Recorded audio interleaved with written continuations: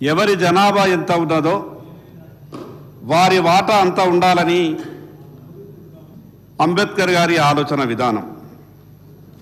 కానీ పరిస్థితి ఏమైందంటే అధ్యక్ష, చర్చ మొదల్లోనే మేము ఇంత చేసినామని టీఆర్ఎస్ పార్టీ చెప్పే ప్రయత్నం చేస్తే మేము అంతకన్నా ఎక్కువ చేస్తున్నామని కాంగ్రెస్ పార్టీ చెప్పే ప్రయత్నం చేస్తున్నది.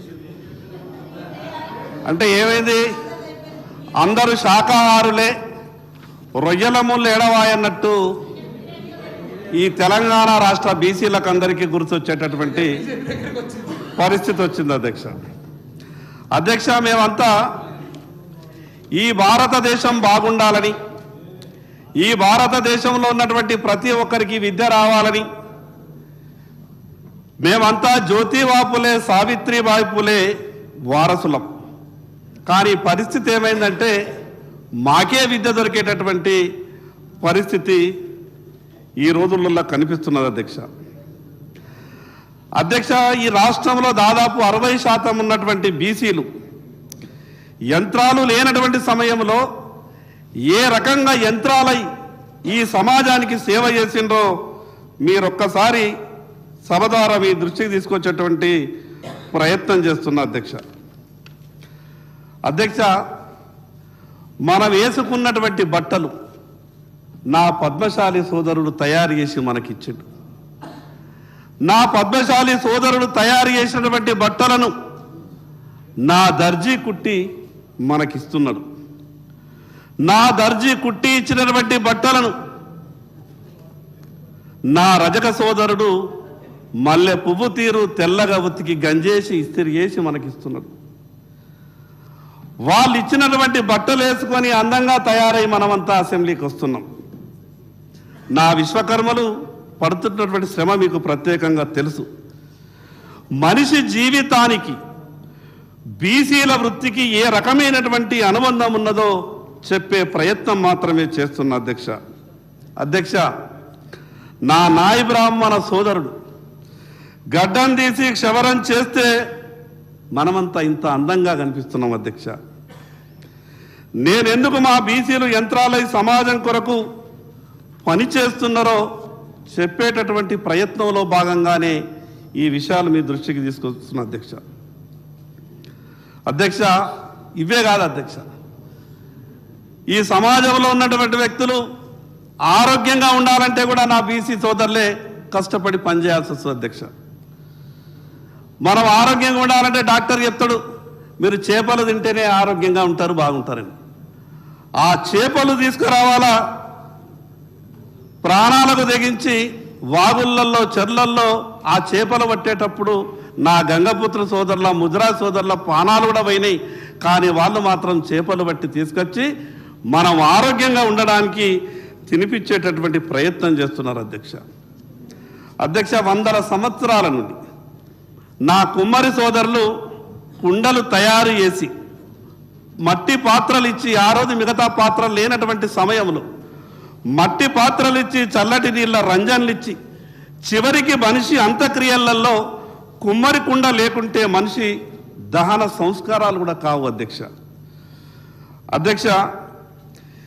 ఈ ఉదాహరణలు బీసీలు ఈ సమాజానికి తాము కరిగిపోయి సమాజానికి ఎంత గొప్ప సేవ చేస్తున్నారో చెప్పే ప్రయత్నం మాత్రమే చేస్తున్నా అధ్యక్ష. నూనె గింజల గానుగకు నా గాన్ల సోదరులు కావాలి, వ్యవసాయ పనిముట్లు కావాలంటే నా వడ్రంగి కావాలా, నా పలుగు పార కావాలంటే కమ్మరోళ్ళు కావాలా, నగల తయారీకి స్వర్ణకారుడు కావాలా, క్యాన్సర్ అటువంటి రోగం నుండి కూడా కాపాడే ఔషధం లాంటి కళ్ళు కావాలంటే నా గీత కార్మికుడు అయినటువంటి గౌడన్న కావాలా, చివరికి సంతోషంలో ఆరోగ్యంకో నీకు మటన్ దావత్ కావాలంటే నా ఆరే కటికలు కావాలి.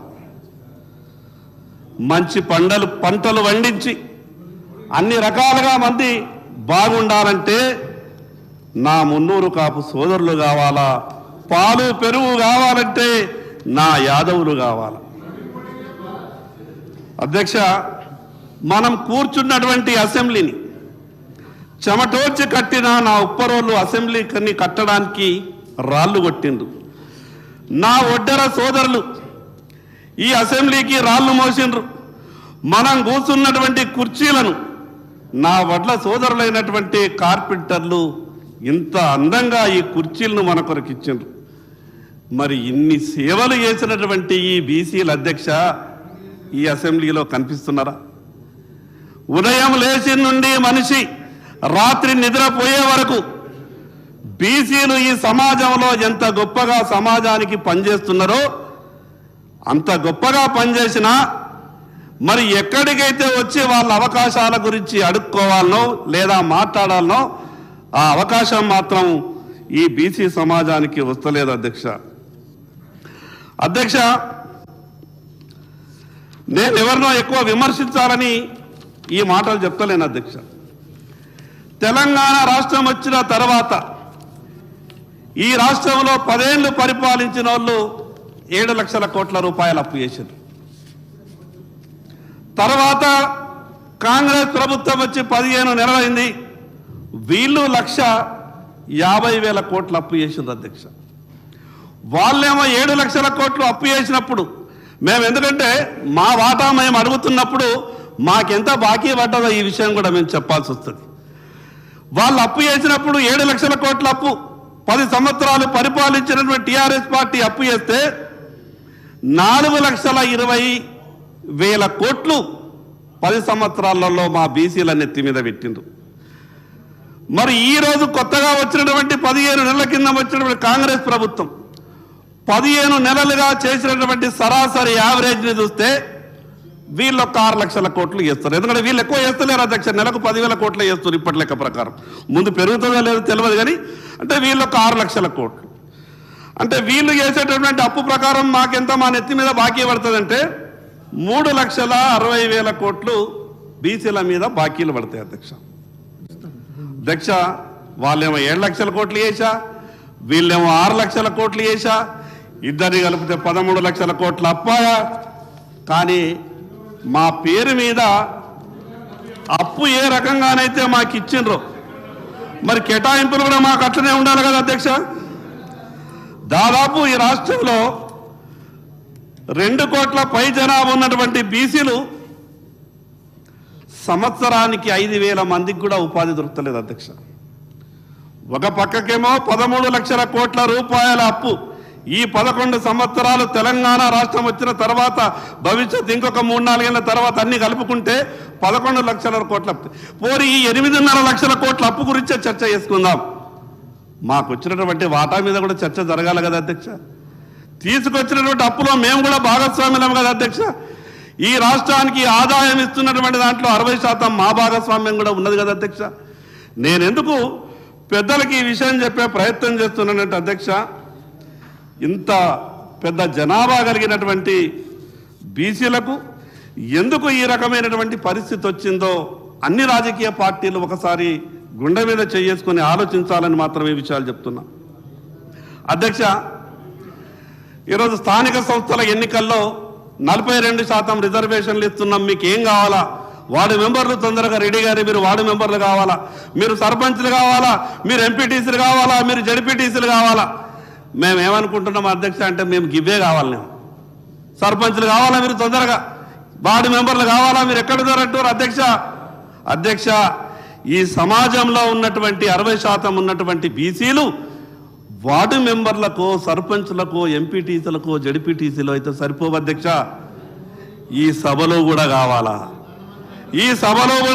అధ్యక్ష. మీకు ఒక ఉదాహరణ చెప్తా అధ్యక్ష. అన్నా నేను ఏమి నేను మిమ్మల్ని ఒక మాట అంటలేను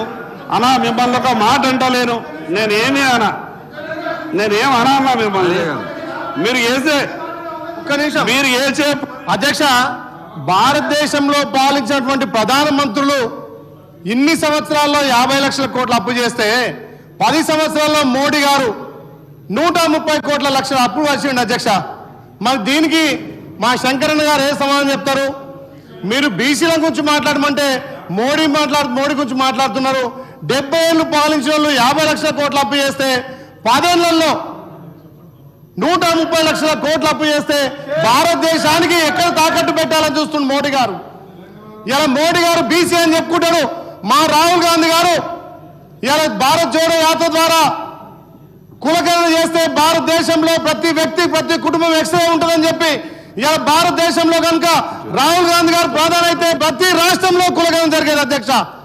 మరి అలా రాహుల్ గాంధీ గారి ఆలోచనలు మా గౌరవ ముఖ్యమంత్రి రేవంత్ రెడ్డి గారు ఒక బీసీ బిడ్డ వైపు ఉండి బీసీల కోసం కులగణన చేసి బీసీ బిల్లు పెడితే మీరు బీసీలకు మద్దతు ఇచ్చేది పోయి మోడీ గారి గురించి ఎట్లా చెప్తారు అధ్యక్ష?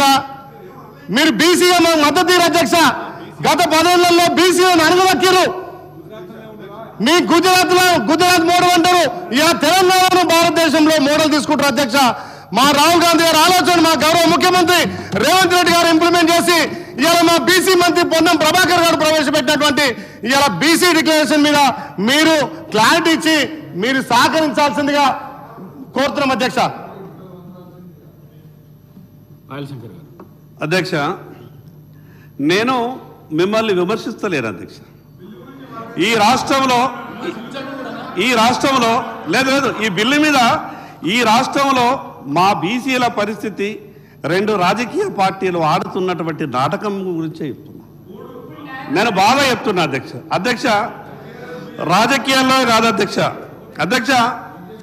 పెద్దలు గంగుల కమలాకర్ గారు కొన్ని టెక్నికల్ విషయాలు మాట్లాడారు.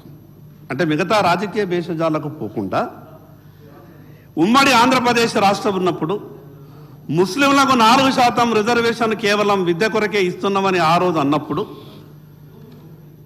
మిగతా వాళ్ళంతా కూడా కోర్టుకెళ్ళి లేదు ఒకసారి రిజర్వేషన్ ఇచ్చిన తర్వాత మేము అన్నిట్లో వస్తాం, విద్య కొరకు అంటే కుదరది అని అంటే ముస్లింలు రాజకీయ పరంగా అన్ని రకాలైనటువంటి దాంట్లో ఎంటర్ అయిన తర్వాత హైకోర్టు కొట్టేసినాక ఆ కేసు ఇప్పుడు సుప్రీంకోర్టులో పెండింగ్ ఉంటుంది. సుప్రీంకోర్టులో ఆ కేసు పెండింగ్ ఉన్నప్పుడు మరి ఇటువంటి చర్యలు మనం తీసుకుంటున్నప్పుడు టెక్నికల్గా ఉన్నటువంటి ఇబ్బందుల గురించి కూడా ప్రభుత్వం సరైనటువంటి దృష్టి పెట్టాలని నేను విజ్ఞప్తి చేస్తూ ఉంటున్నా. ఎందుకంటే మతపరమైనటువంటి రిజర్వేషన్లు చెల్లవు అని హైకోర్టు కేసు క్లియర్గా కొట్టేసింది. సుప్రీంకోర్టులో స్టే మాత్రమే ఉన్నది కాబట్టి ఎందుకంటే ఈ 42లో వాళ్లకు 10 పోయిన తర్వాత ఉన్నటువంటి 32లో 27 ఉండే మిగిలిన 5 వస్తాయో లేదో ఈ విషయాల మీద నేను ఎందుకు చెప్తున్నానంటే మీరు టెక్నికల్గా కూడా అన్ని విషయాల మీద దృష్టి పెట్టి ముందుకు పోవాలని మాత్రమే చెప్తున్నా అధ్యక్ష. రాజకీయాల్లో మాత్రమే కాదు అధ్యక్ష మా బాధలు. ఈ రాష్ట్రంలో దాదాపు 65% బీసీ న్యాయవాదులు ఉన్నారు అధ్యక్ష. మా వాళ్ళు అడ్వకేట్ జనరల్గా కారు అధ్యక్ష. ఇంత గొప్ప న్యాయవాదులు ఉన్నారంటే అపారమైనటువంటి అనుభవం ఉన్నటువంటి న్యాయవాదులు ఉంటారు. ఎవరికి అడ్వకేట్ జనరల్గా అవకాశాలు రావు.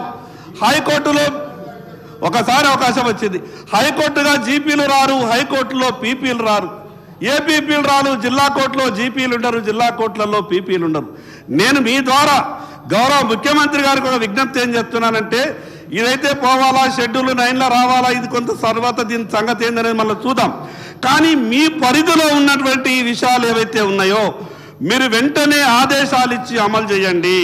హైకోర్టులో ప్రభుత్వం నింపేటటువంటి ప్రతి విషయంలో అది హైకోర్టులో జీపీలు కావచ్చు, పీపీలు కావచ్చు, చివరి అడ్వకేట్ జనరల్ కావచ్చు, ఏ జిల్లా కోర్టులలో కావచ్చు, ప్రతి విషయంలో ఈ రేషు ఉండే విధంగా గౌరవ ముఖ్యమంత్రి గారు ఆదేశాలు ఇవ్వాల్సిందిగా, ఆదేశాలు ఇచ్చి మీ చిత్తశుద్ధిని నిరూపించుకుంటేనే దీంట్లో మీకు చిత్తశుద్ధి ఉన్నదని బీసీలు గుర్తించగలుగుతారనే విషయాన్ని మీ ద్వారా ప్రభుత్వానికి చెప్పదలుచుకున్న అధ్యక్ష. చివరికి అధ్యక్ష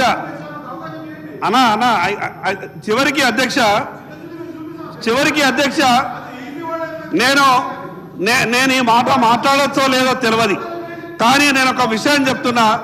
నేను ఈ మాట మాట్లాడచ్చో తెలియదు, కానీ నేను ఒక విషయం చెప్తా ఉన్నా. చివరికి ఈ రాష్ట్రం నుండి అడ్వకేట్లని ఏదైతే హైకోర్టు జడ్జీలుగా కొలీజియంకు సిఫారసు చేసే దాంట్లో కూడా బీసీలకు అన్యాయం జరుగుతున్నది. దాని మీద దృష్టి పెట్టాల్సిన అవసరం ఉంటుంది. ఏ సంస్థలైతే, ఏ కుర్చీలైతే నలుగురికి న్యాయం చేసేటటువంటి అవకాశం ఉంటుందో ఆ కుర్చీలు బీసీలకు దూరంగా ఉంటున్నాయి. ఆ కుర్చీలు బీసీలకు దగ్గరయ్యేటటువంటి ప్రయత్నం మీరు చేసినప్పుడే బీసీలు మిమ్మల్ని నమ్మగలుగుతారన్న విషయాన్ని మీకు చెప్పేటటువంటి ప్రయత్నం చేస్తున్నా. అధ్యక్ష రేవంత్ రెడ్డి గారు ముఖ్యమంత్రి అయ్యా అంటే బీసీ కామారెడ్డి ఎజెండా నేను అనుకున్నా.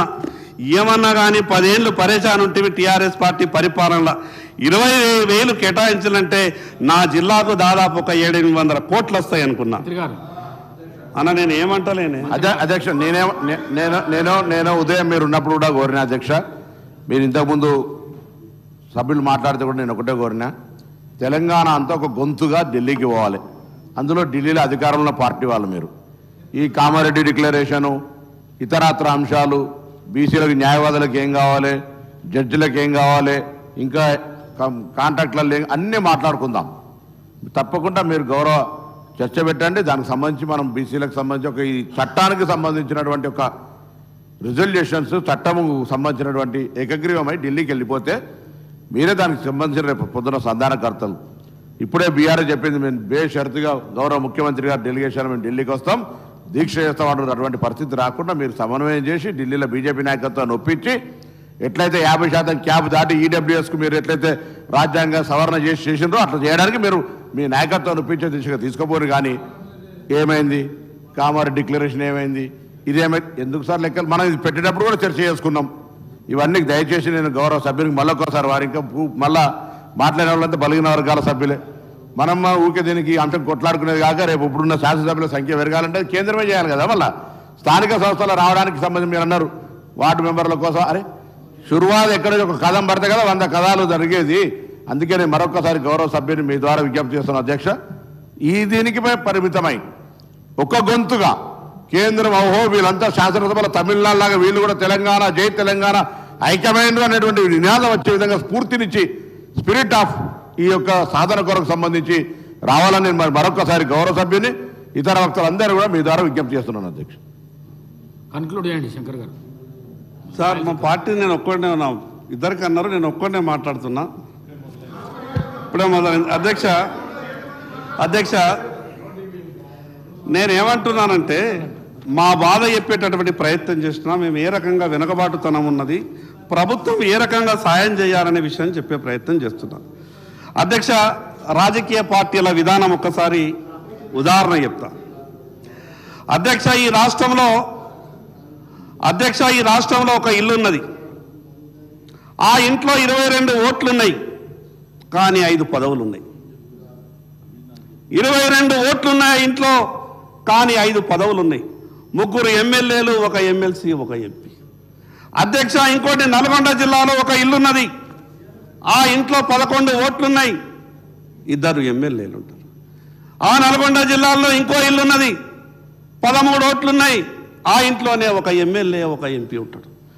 కానీ 2 కోట్ల పైబడి జనాభా తెలంగాణలో ఉంటే ఈ సభలో 19 మంది ఎమ్మెల్యేలు మాత్రమే ఉన్నారంటే అన్ని రాజకీయ పార్టీలు ఒకసారి ఆలోచించవలసిందిగా నేను సవినయంగా విజ్ఞప్తి చేస్తున్నా.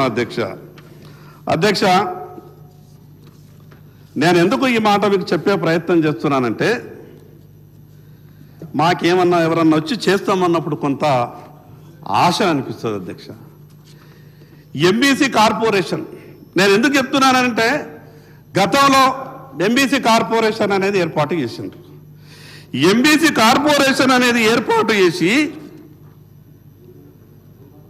6,23,000 కోట్ల రూపాయలు ఖర్చు చేసి కేటాయింపులు చేస్తే 319 కోట్లు 2014 నుంచి 2024 వరకు 10 నుంచి 11 అంటే 10 సంవత్సరాలు ఇంత జనాభా ఉన్నటువంటి బీసీలకు కేవలం 10 సంవత్సరాలలో 6,000 కోట్ల రూపాయలు కేటాయించి 300 కోట్ల రూపాయలు మాత్రమే ఖర్చు చేస్తే మేము ఎట్లా అభివృద్ధి చెందుతాం? ఈ విషయాన్ని సభ ఆలోచించాలని మాత్రమే చెప్పే ప్రయత్నం చేస్తున్నా. అధ్యక్ష ఒక్క విషయం కాదు అధ్యక్ష, ఒక్క విషయం కాదు మాకు బీసీల ఆత్మ గౌరవ భవనాలు వచ్చినాయి. ఎంత నిర్లక్ష్యం అంటే ఇది అసలు అంతే లేదు. మాకు ఎట్లా వచ్చినాయో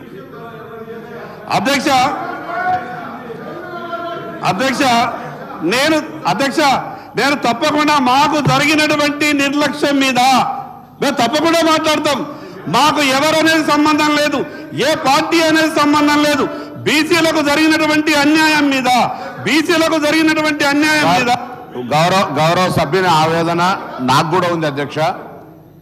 ఆత్మగౌరవ భవనాలు లేదా ఇతరత్ర వారు చెప్తున్నట్టు అన్ని అంశాల మీద మా పార్టీకి మేము అసలు తెలంగాణ కాదు భారతదేశంలో బీసీలకు సంబంధించిన అంశం నివేదిక ఏదన్నా న్యాయం జరిగిందంటే ఛాంపియన్స్ కాంగ్రెస్ పార్టీ. నేను ఇప్పుడు ఒకటే విజ్ఞప్తి చేస్తున్నా, సబ్జెక్ట్ డిబేట్ అది మళ్ళీ ఇన్నిసార్లు నేను తెలుగు ఇంగ్లీష్ హిందీ ఎన్నంటే చెప్తా. అధ్యక్ష గౌరవ సభ్యుని ఒకటే కోరుతా ఉన్నాం, ఈ యొక్క బిల్లుకు సంబంధించి ఇలా ఢిల్లీ సింగిల్ వాయిస్గా పోవాలి. దానికి సంబంధించి మీరు మేజర్ ఢిల్లీలో అధికారంలో పార్టీ ఇలా ఆత్మగౌరవ భవనాలు ఇతరత్ర అన్ని చర్చ చేసుకోవడానికి మరొకసారి సమయం తీసుకుందాం, తప్పకుండా మాట్లాడుకుందాం. ఇలా దయచేసి ఈ బిల్లుకు చర్చకు పరిమితమై మీరేమైనా ఇంకా సూచన చేయదలుచుకుంటే సంతోషంగా తీసుకుంటాం, అందరం కలిసిపోదాం. మీరు నాయకత్వం వహించండి, ఢిల్లీకి పోదాం. అంతేగాని దీనికి సంబంధించి వేరే డీవియేషన్స్ వద్దని మరొకసారి, ఎందుకంటే ఇంకా గౌరవ సభ్యులందరూ కూడా చాలామంది మీరు మీ యొక్క పెద్ద మనసుతో అందరు బలహీన వర్గాల ఎమ్మెల్యేలు మాట్లాడాలని నిర్ణయం తీసుకున్నప్పుడు దానికి సంబంధించి వారు దయచేసి కొంత డీవియేషన్ కాకుండా ఉండమని చెప్పమని కోరుతా ఉన్నాను అధ్యక్ష. నేను ఎక్కడ కూడా గౌరవ మంత్రి గారికి విజ్ఞప్తి చేస్తున్న మీ ద్వారా, నేను డీవియేట్ అయ్యే ప్రయత్నం అంటే ఈ బిల్లు ఉద్దేశం ఏంటి అంటే భవిష్యత్తులో బీసీలకు మంచి జరగాలన్న ఉద్దేశం. గతంలో ఏ రకంగా ఇబ్బంది అయింది, గతంలో జరిగినటువంటి నష్టాలేమి, ఇవన్నీ కూడా సభ దృష్టికి తీసుకొచ్చేటటువంటి ప్రయత్నం చేస్తున్నా. అంటే మేము కేవలం బిల్లు పెట్టేసి వాళ్ళు కూడా కార్పొరేషన్లు ఇచ్చారు కదా అధ్యక్ష, వాళ్ళేం తక్కువ ఇచ్చారా? కార్పొరేషన్లు ఒక్కొక్క కులంకు ఒక్కొక్క కార్పొరేషన్లు ఇచ్చారు. వీళ్ళు వచ్చిన తర్వాత వీళ్ళు కూడా కార్పొరేషన్లు ఇచ్చారు కదా అధ్యక్ష. నా ఆవేదన ఏంటి అంటే కాగితాల మీద కార్పొరేషన్లు సృష్టించినంత మాత్రాన మా బతుకులు మారాయి. కాగితాల మీద కార్పొరేషన్లు ఇచ్చడం కాదు, దాన్ని క్షేత్రస్థాయిలో అమలు జరగాలన్నదే నేను చెప్పే ప్రయత్నం చేస్తున్నా అధ్యక్ష. టిఆర్ఎస్ పార్టీ వాళ్ళని కానీ కాంగ్రెస్ పార్టీ వాళ్ళని కానీ నేనేమి వాళ్ళని నొప్పించే మాటలు మాట్లాడతలేను. ఈ సభలో మా ఆవేదన మా బాధ కూడా చెప్పుకునేటటువంటి పరిస్థితి లేకుంటే దాన్ని సహనంతో వినాల. ఒక మాట అంటే కాంగ్రెస్ పార్టీ లేవడం, ఇంకో మాట అంటే ఎక్కడ నుండి టిఆర్ఎస్ పార్టీ మాట్లాడితే మా ఆవేదనని చెప్పుకునేటటువంటి పరిస్థితి కూడా ఉండదు అధ్యక్ష. మీరు చేస్తున్నటువంటి పని గురించి, ఇదేదైతే బిల్లు గురించి మీరు మాట్లాడుతున్నారు కదా అధ్యక్ష, ఈ ఒక్క రాష్ట్రాన్ని 33 జిల్లాల్ని పరిపాలిస్తున్నటువంటి మీ పార్టీకే ఇంత ఆతృత ఉంటే భారతదేశాన్ని పరిపాలిస్తున్నటువంటి భారతీయ జనతా పార్టీకి నలుగురికి మంచి చేయాలని ఎంత ఆతృత ఉంటుందో మీకు తెలుసు. ఎందుకంటే మేము ఆ రకంగా చేయకుంటే ఈరోజు 3వసారి దేశ ప్రధానమంత్రిగా నరేంద్ర మోడీ గారు కాకపోతుండే. మేమంతా గొప్పగా ఈ భారతదేశంలో ఉన్నటువంటి మూలకు ఉన్నటువంటి ప్రతి ఒక్కరి ఆలోచన విధానాన్ని మేము అనుసరించి పనిచేస్తున్నాం కాబట్టి ఈరోజు 3వసారి దేశ ప్రధానమంత్రిగా నరేంద్ర మోడీ గారు కాగలిగిండు. అధ్యక్ష మీకు ఒక విషయం చెప్తా, బిల్లుకు పరిమితం మాట్లాడండి. బిల్లుకి ఒక విషయం చెప్తా అధ్యక్ష, ఒక విషయం చెప్తా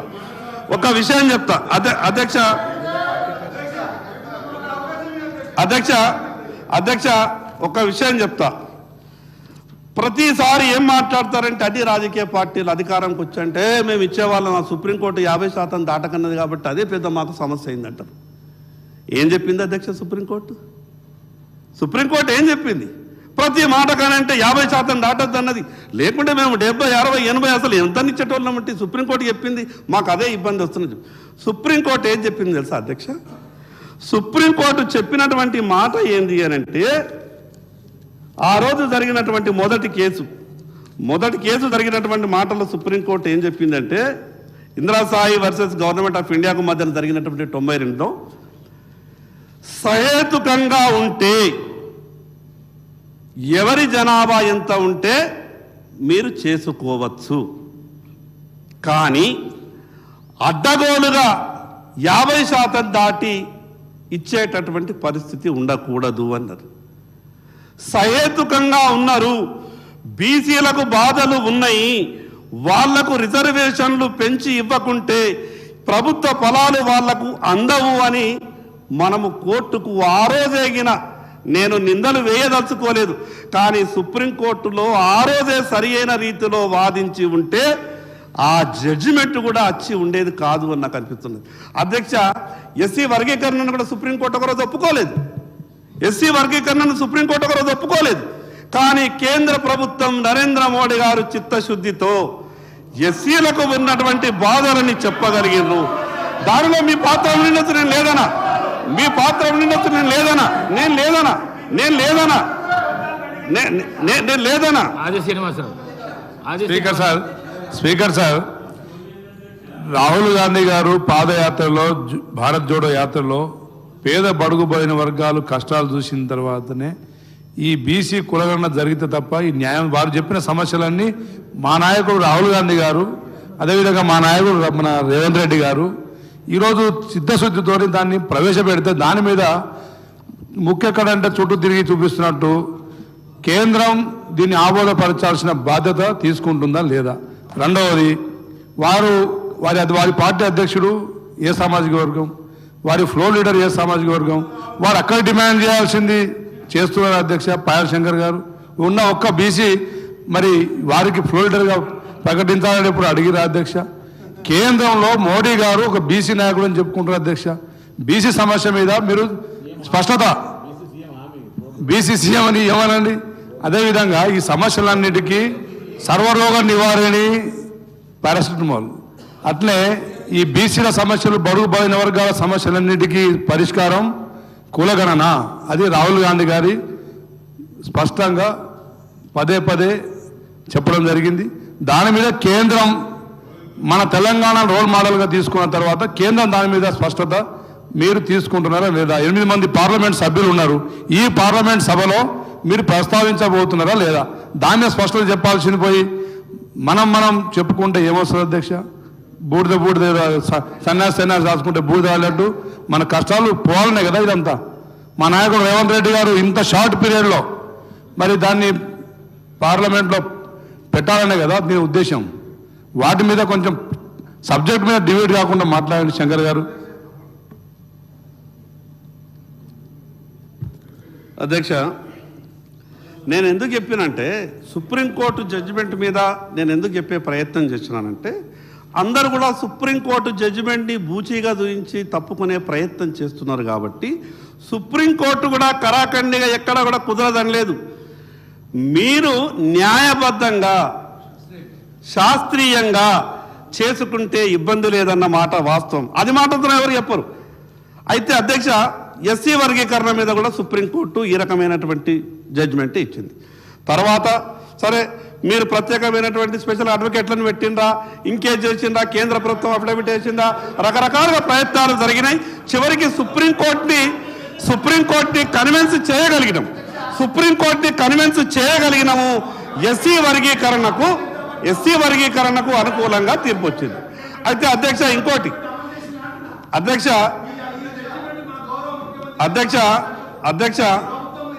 అన్నా, నీకు దండం పెడితే ఆగే, నేను మాట్లాడినాక నువ్వు మాట్లాడన్నా. అధ్యక్ష, కన్క్లూడ్ చేయండి.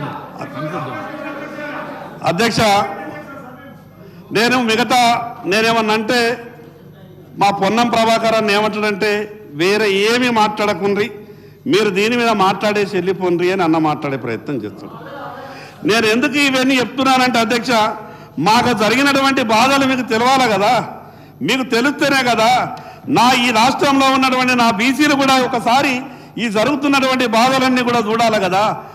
సుప్రీంకోర్టు పదే సుప్రీంకోర్టు అని చెప్పి తప్పించుకోవద్దు అని మాట్లాడుతున్నా.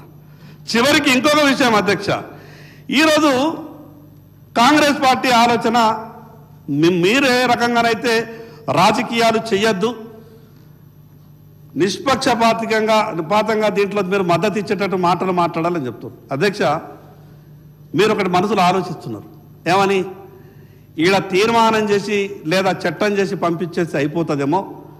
రోజు ఉదయం లేచంటే మిగతా వాళ్ళ మీద మనం మాట్లాడచ్చని మీరు ఆలోచన చేసిండొచ్చు. అధ్యక్ష నేను ఒక విషయం చెప్తా సాయల్ శంకర్ గారు ఎప్పుడైనా కానీ ఒక మంచి పని చేసేటప్పుడు కొంత పాజిటివ్గా ఆలోచించి ముందుకు పోండి. మీరు కూడా ప్రతి విషయంలో కేవలం రాజకీయంగా ఆలోచిస్తే అది మంచిది కాదు. ఈరోజు ఒక రాజకీయ పార్టీ మీద మాట్లాడేటప్పుడు అనేక సందర్భాల్లో భారతీయ జనతా పార్టీ మీద మాట్లాడే ప్రయత్నం చేశారు. ఇంకా మొదలు కాలేదు, ఇక్కడ చర్చనే నడుస్తున్నది. చర్చ ప్రారంభంలోనే మీరు ఇతరుల మీద నెపమేసే ప్రయత్నం ఎందుకు చేస్తారు? చర్చ ప్రారంభంలో పాజిటివ్గా ఉండాలా? చర్చ ప్రారంభంలో ఒక రాజకీయ పార్టీ మీద మీరు నిందేసే ప్రయత్నం ఎందుకు చేస్తారు? అధ్యక్ష, ఈరోజు చేస్తున్నటువంటి ఈ యొక్క రాజకీయ బీసీ రిజర్వేషన్కు కంక్లూడ్ చేయండి. స్థానిక సంస్థల ఎన్నికల్లో దీనికి మేము ముందే చెప్పినాం, తప్పకుండా ఇది బీసీలకు న్యాయం జరగాల్సిందే. మేము దీనికి మద్దతు ఇస్తున్నాం.